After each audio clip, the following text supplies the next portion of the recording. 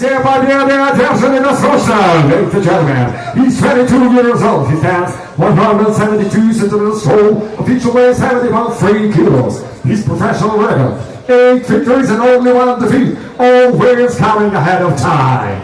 Ladies and gentlemen, representing Tbilisi, Georgia, here is Taylor Katsiyev.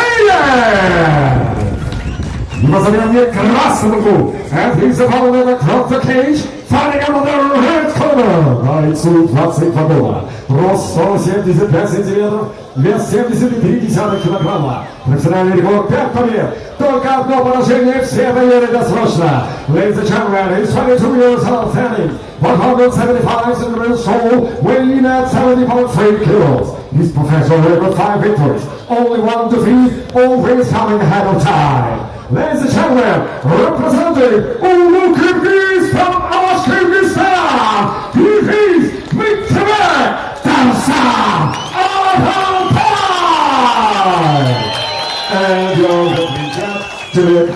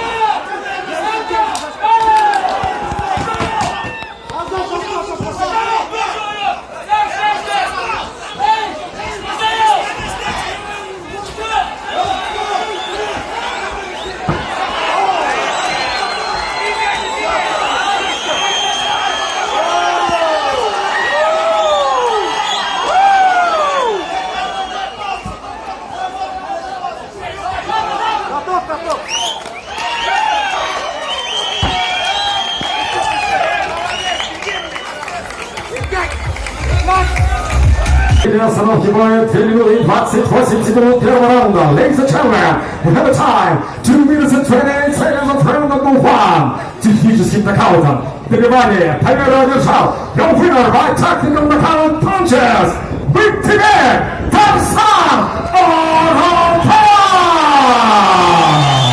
Кыргызстан! Я предоставляю его советнику Кейману Катиеву!